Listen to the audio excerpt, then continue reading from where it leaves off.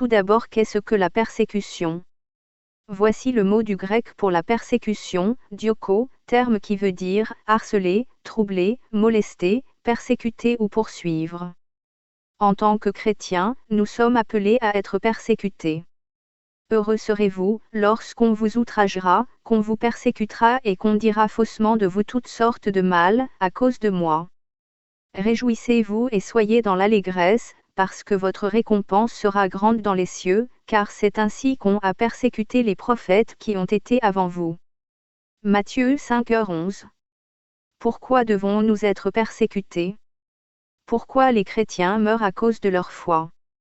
Principalement parce que Jésus-Christ est la vérité, il est le seul chemin, lui seul sauve, lui seul change des vies, lui seul arrache les âmes de l'enfer vers son royaume.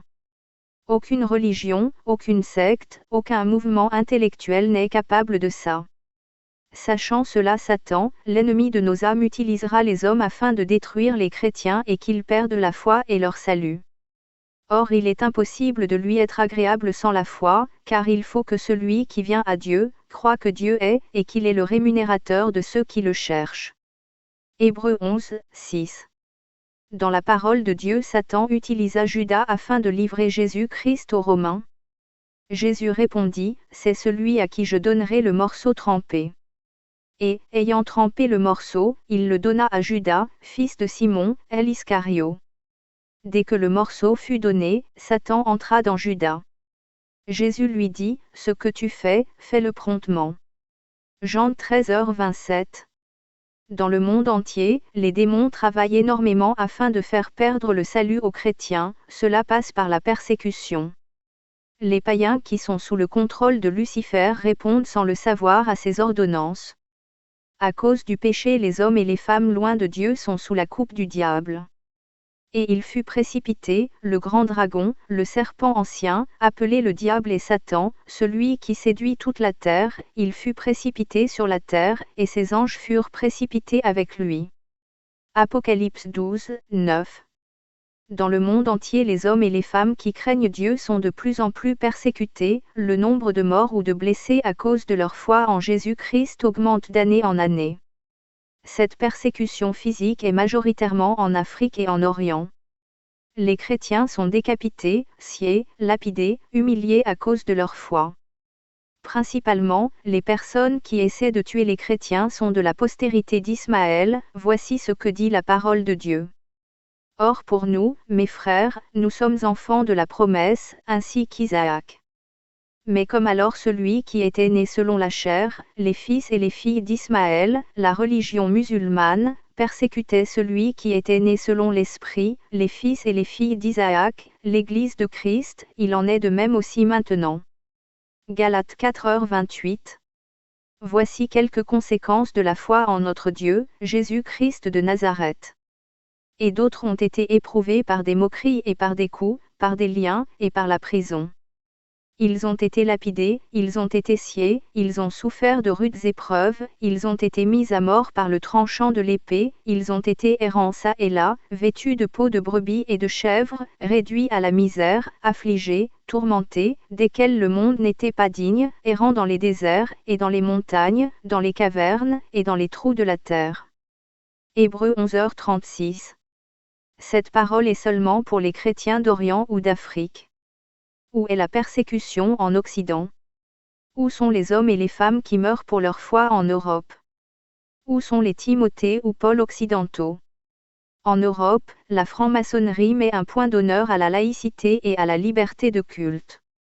Les lois occidentales sont contre la persécution, l'édit de Versailles en 1787 stoppa toute persécution des chrétiens catholiques contre les protestants. Sachant cela, Satan procède autrement envers les chrétiens occidentaux. Il utilise la séduction, c'est-à-dire qu'il les persécute spirituellement, il envoie des légions de démons dans les assemblées afin de refroidir la foi des chrétiens en utilisant le confort matériel et les vanités de ce monde, il endort le peuple de Dieu. Il pousse les enfants de Dieu à se détourner du combat spirituel, qui est plus que réel, vers un évangile charnel et raisonnable. Il envoie des fausses doctrines dans le cœur des hommes de Dieu en leur faisant croire qu'un chrétien ne peut pas être lié par un démon, que le péché ne lie pas un chrétien au démon, ce qui minimise l'impact et les conséquences de la désobéissance, lien. L'évangile occidental est sage et doux, il ne dérange personne et très souvent dans la compromission face aux vanités de ce monde, il est rempli d'amour sentimental et non de Dieu.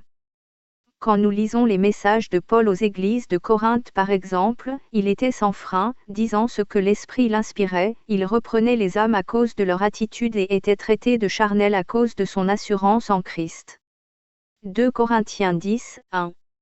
L'Église chrétienne en Occident, à cause de sa tiédeur, bascule vers la froideur et l'austérité de l'Église catholique, et l'œcuménisme arrive à grands pas. Cette persécution qui est pour l'instant spirituelle en Occident deviendra avec le temps physique. À cause de la radicalisation de certaines religions, les institutions feront l'amalgame entre religion et vérité. L'interdiction des lieux de culte sera promulguée, la vente ainsi que la lecture de textes religieux sera interdite. La prise de position face aux ténèbres sera de plus en plus difficile. Aujourd'hui déjà être contre le lesbianisme, l'homosexualité, l'IVG et la débauche en tout genre est perçu comme maléfique, le système de l'Antichrist est déjà dans les cœurs des hommes. La foi en Jésus-Christ sera menacée, et l'Antichrist persécutera les chrétiens à outrance. Son système autorisera uniquement sa religion basée sur une religion mondiale et paganisée. Puis un des 7 anges qui tenait les 7 coupes vint, et il m'adressa la parole, en disant, « Viens, je te montrerai le jugement de la grande prostituée qui est assise sur les grandes eaux. C'est avec elle que les rois de la terre se sont livrés à l'impudicité, et c'est du vin de son impudicité que les habitants de la terre se sont enivrés. » Il me transporta en esprit dans un désert. Et je vis une femme assise, église apostate, sur une bête écarlate, Antichrist, pleine de noms de blasphème, ayant 7 têtes et 10 cornes. Cette femme était vêtue de pourpre, évêque en violet, et d'écarlate, cardinaux en rouge, et parée d'or, basilique Saint-Pierre au Vatican, de pierres précieuses et de perles. Elle tenait dans sa main une coupe d'or, remplie d'abominations et des impuretés de sa prostitution. Sur son front était écrit un nom, un mystère, Babylone la grande, la mère des impudiques et des abominations de la terre. Et je vis cette femme ivre du sang des saints et du sang des témoins de Jésus. Et, en la voyant, je fus saisi d'un grand étonnement. Apocalypse 17, 1. Les chrétiens véritables devront se rassembler en petits groupes dans l'intimité avec leur Créateur, dans la simplicité. Cette Église qui refuse la persécution, l'amour de la vérité, la parole de Dieu, la vie de l'esprit, le brisement de la chair deviendra sans vie et fade, semblable à une fleur fanée. Ouvrons les yeux car nous sommes dans des temps difficiles et les enfants de Dieu doivent plus que jamais revenir vers leur Créateur car il revient nous chercher. Rejetons tout manteau de religiosité, d'appartenance à quelconque mouvement. Mais cherchons la sanctification et la vie de l'esprit.